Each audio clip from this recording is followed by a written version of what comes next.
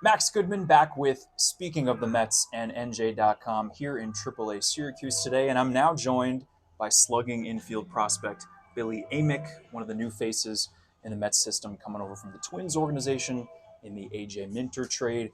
Right before we started recording, I asked how have things been for you lately, and I'm Yeah, sure it's been hectic, maybe a yeah, little crazy too. How would you describe these last couple of weeks? yeah. It's definitely been crazy. It's not something you can really prepare for that much, but Sure. it's been great. Um, just getting acclimated and getting to meet everybody. It's been great.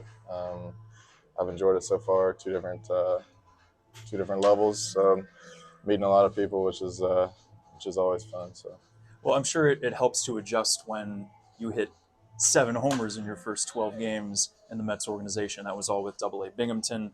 Uh, can you just walk me through? I know you've shown flashes of power like that throughout your career, even going back to college.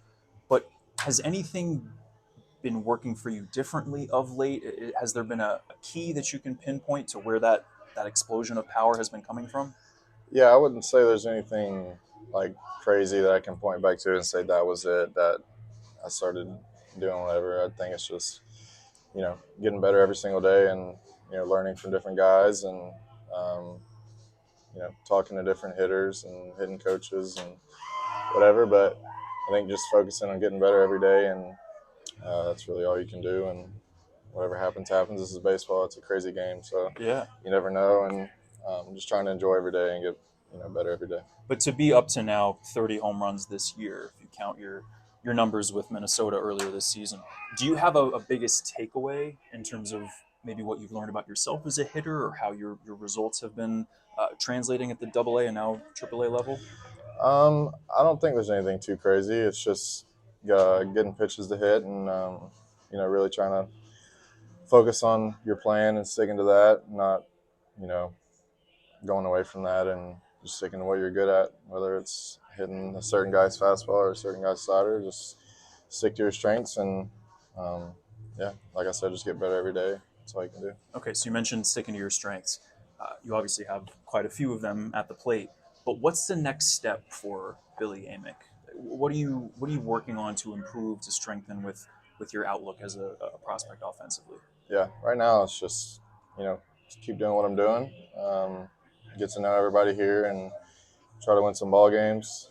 I think that's the focus around here so far, and I've just enjoyed getting to be around everybody and these different hitters. We got a lot of talent in this organization, so it's nice to be around everybody.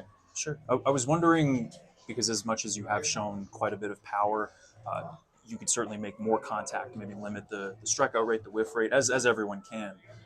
What does that look like day to day? Like when for a fan who maybe doesn't understand how that goes, like what type of drills are you doing? How do you mentally prepare yourself to take that next step in your game as well? Yeah, it's just showing up to the field every day with a plan and wanting to get better and wanting to win and be around and be at the field and wanting to be on the field and playing. I don't think there's a certain drill or certain hitting coach that can fix Yeah. any kind of problem that you have, but it definitely helps to work hard every day and uh, just stay positive and stay confident, and you know the results will come if you just keep working hard. I fully believe in that. So Makes sense. As a power hitter yourself, are there any sluggers in the big leagues that maybe you grew up admiring, or any guys in the big leagues right now that you'd love to mirror your game off of what they do well?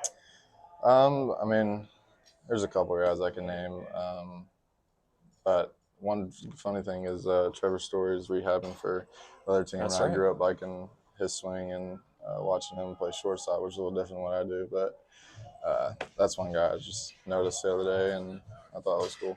Okay, so you grew up in South Carolina, right? Mm-hmm. What were you a Red Sox fan as a kid then? If well, the No, story wouldn't have been a Red yeah, Sox at that point. So what was no, your team when you were growing up? Braves. Yeah, That makes big sense. Braves fan. Yeah, So who were your guys as a kid then? Chipper Jones is probably my favorite player ever, and Okay. then just I like Dan Ogla. That's a good name, and Nice. then There's a throwback. just all that 2010 team. So Yeah. yeah. I wanted to ask you about college as well. Starting at Clemson, ending up at Tennessee as well, winning a championship there. Mm-hmm. That 2024 season with the numbers that you had offensively to win a title there, and then also to get drafted in the second round.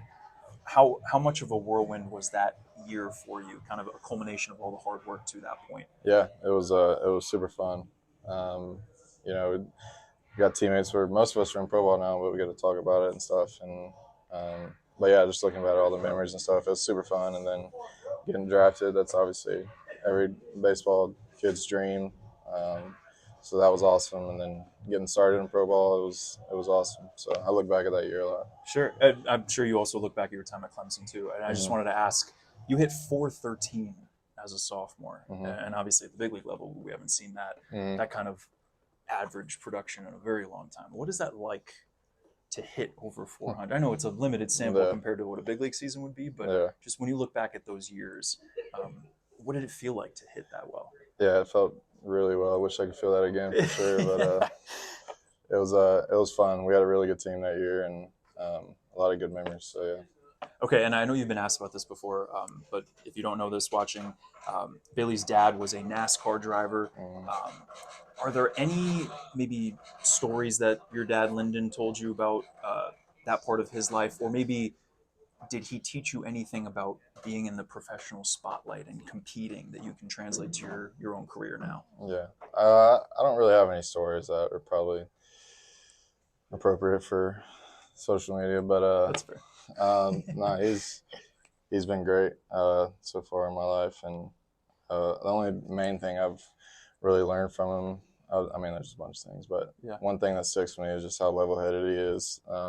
In NASCAR, and he was in the Army, so he kind of has that ability to stay level-headed at all times and stay under control. So I try to, learn from that and I guess be like that as much as I can in this workspace on the field. But other than that, he's got a bunch of stories that are really cool to hear. But I would say that's the main thing is just keeping a level head and under control at all times. Sure. All right, stories for another day. Last one for you, Billy.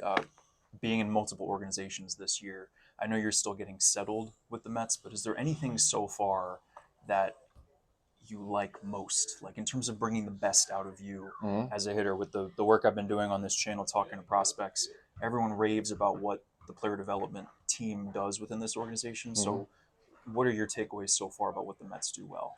Yeah, I mean, I don't even think it's been a month yet, so it's kind of hard to tell at this point. But it's been great, and the infield coordinator Tucker Frawley, I was actually with the Twins when I got drafted, so that was an easy connection right there. And then it's nice to just have big leaguers like around older guys that have been around the game for a really long time, and being able to talk to them about certain stuff and learn how they played the game. That's been my biggest thing so far that I appreciate in the Mets organization. Understood. Well, Billy, it was great to meet you. Yeah, Thanks for taking the time. Appreciate it. And don't forget to subscribe.